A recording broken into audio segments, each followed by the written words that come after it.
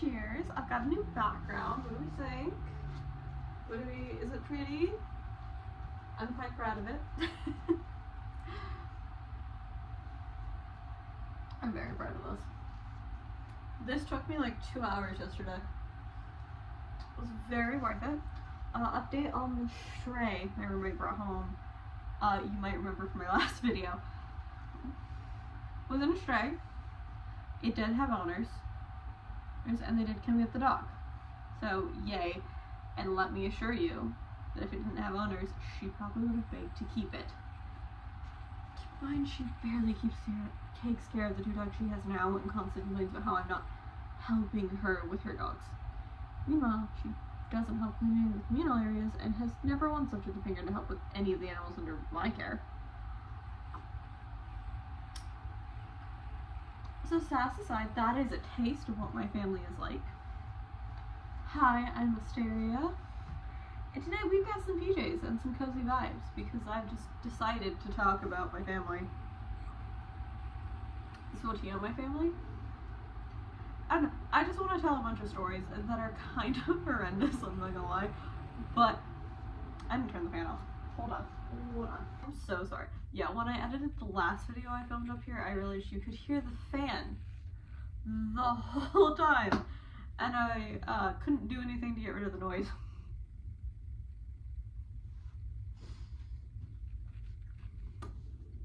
Hi, I'm clearly very professional.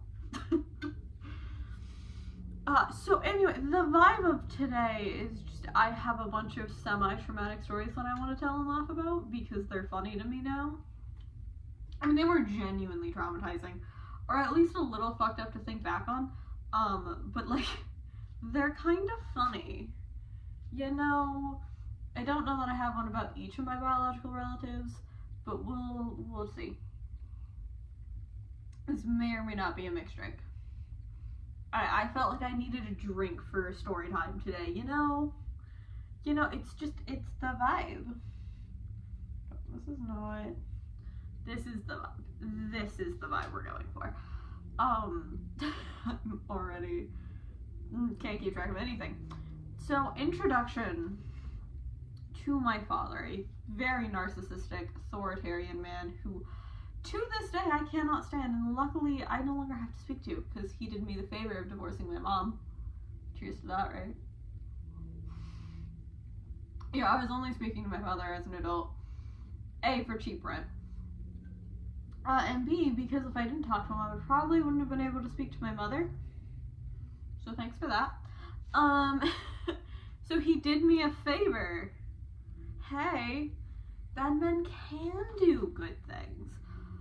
Where was I going? Oh, yes. So, my mother was really sick at one point when I was in high school. It was October. She was in and out of the hospital. This is how we found out she had anemia. She is anemic. It's medicated now. It's treated now. She's doing great. But she was really, really sick at the time because she had anemia and the symptoms were getting bad and it was untreated. That's probably going to be me one day. So, she was really sick, and he was feeling a little guilty. Alright, sir, why was he feeling guilty? Oh, he was cheating for like the third time that I can confirm in their marriage. This number has varied, okay? Every single one of my siblings has given me a different answer on how many times he cheated on our mother. And our mother has also given me a different number. So, we're just gonna say 3 because that's the number my mother has given me. We're gonna say this was the 3rd time, okay? He was cheating for the 3rd time in their marriage. Why was she still with this man is a question we all ask ourselves in therapy every week. So, he was feeling a little guilty because I guess a narcissist can feel guilt. They are not psychopaths, though you could convince me he's one. Oh, I probably shouldn't laugh. He's feeling a little guilty. So he decided he was gonna build her the the shelf she always wanted. She'd not been asking for a shelf. He also got 2 shoe racks during this time. Another thing she hadn't asked for because she didn't think it would help any because her kids never put their things away anyway. So he got those. And then he got the shelf that she had been asking for. She hadn't been asking for a shelf. Okay. Puts it together without reading the instructions because who needs those? And literally he finished. Set this very precariously on a bedpost, maybe? Nope. Okay, we'll set it very precariously on the cat tree. It'll be fine. Literally just finished putting it together. Didn't read any of the instructions, mind you, but it looked right. Turned around, and then the whole thing collapsed behind him. It was fucking hilarious. It was like something out of the Looney Tunes. And then this man in his 50s proceeds to, in response to that, yell, "I can't even wet dream right!" I swear, I don't know if he did, but in my head I picture him stopping his foot, and then he went and cried. I don't know why somebody in their 50s is still having wet dreams, and even if that is a thing people in their 50s still have, why would you announce to the class, including your, at the time, underage daughter, that you were and you couldn't do it correctly? So how do you wet dream incorrectly? Turns out he has erectile dysfunction, and you might be saying, isn't that a private matter? It should be. He certainly didn't make it a private matter. No discrepancy whatsoever. Yeah, you would think that you would want to keep that, I don't know, secret? But he was pretty loud about it. Certainly not proud. Only time I'd seen that man cry in my whole life is when he found out his dick didn't work. Yeah, you would think that would be like a secret and something you don't want people to know, but he wasn't exactly discreet about it. It's also the only time I'd seen him cry. I guess having a dick is what makes a man, a functioning one? If you're him, at least. Or if you're anyone from MAGA, I would guess. It's okay. He'll never be a real man, and he'll agree with me when I say that because his dick doesn't work, and I think that's the worst part of all of it, really. Look, I'd like to not have this information, but unfortunately, I do have it. Because again, was not discreet, not in the slightest.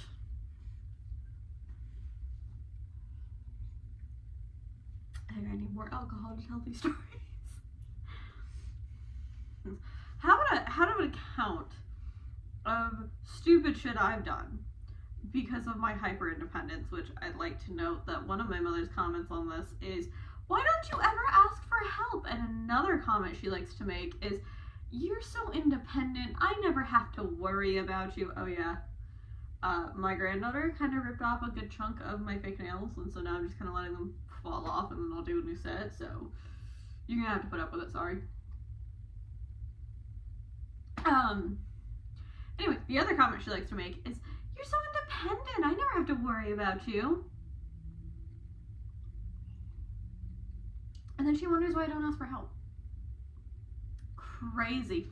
Anyway, okay.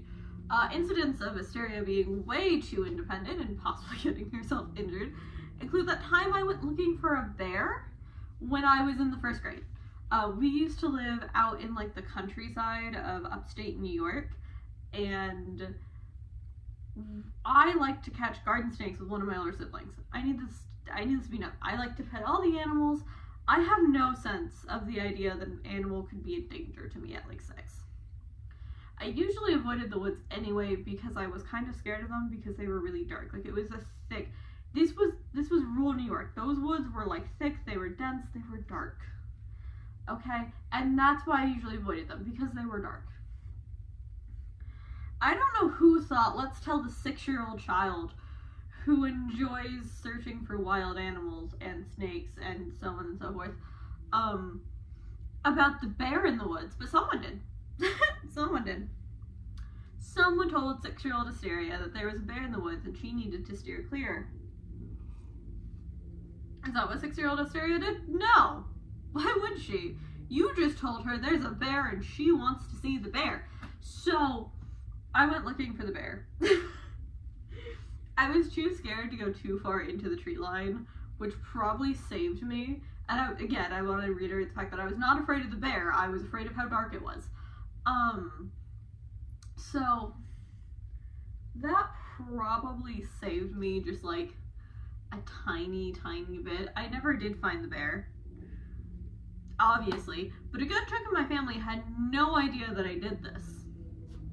The first time someone wasn't watching me, I went searching for the bear alone outside, and somehow, until very recently when I started telling the story, none of my family was aware of it. None of you noticed the 6-year-old disappeared from the house? Okay.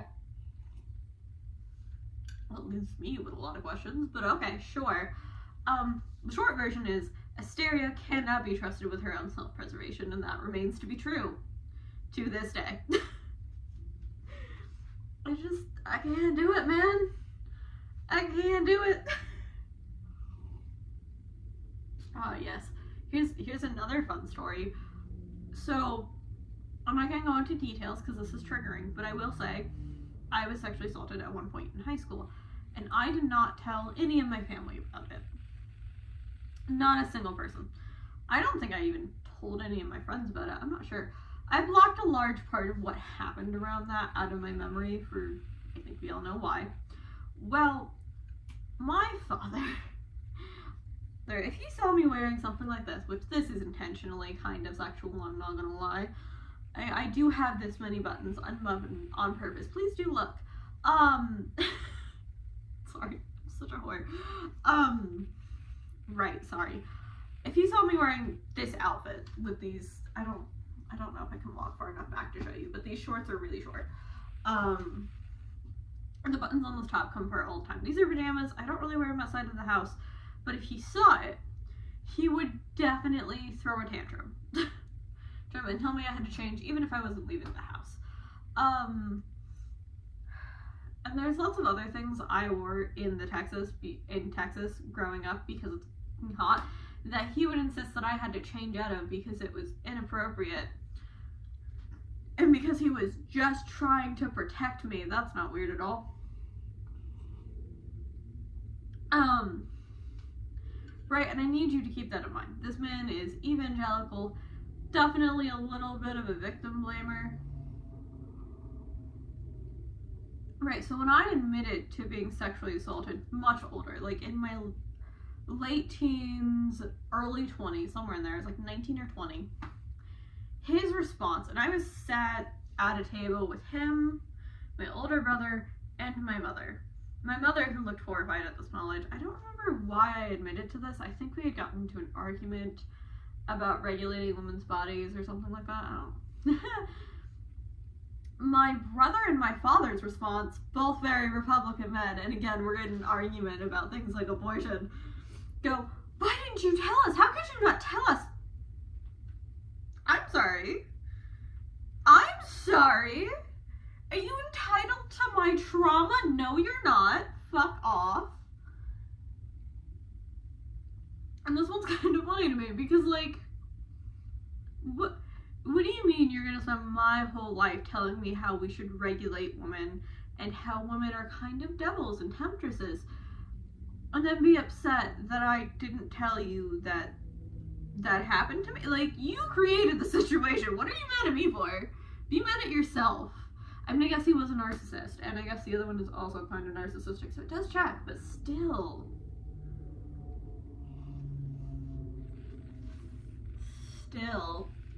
And yes, I do find it just a little funny. Just like a wee, a little bit funny. Another fun story from my childhood is at one point, my eldest sister and my mother fight like cats and dogs. I'm not entirely sure why, but they fight like cats and dogs. And they were in another argument. My sister is like 15, 16 at this point in time. She's still a child. My mother is a grown-ass fucking woman. And my mother says to her, I'm gonna stick my foot up your ass. To which she replied, which one? Very unintentionally sassy, by the way. Like, she meant that in a very genuine way. Which is... You might be saying, why was a grown-ass woman threatening a teenager? And the answer is, child abuse and neglect is inherently irrational. Anyway, I could keep going on about these stories for like another hour or so, but I don't think this needs to be an hour-long video. I just wanted to sort of laugh and point out the ridiculousness mostly of my father for like 20 or so minutes, so. But if y'all want more stories, I do have more. I have way more, like a concerning amount of more. So maybe comment that. Come back for the next one. I'll catch you in the next one.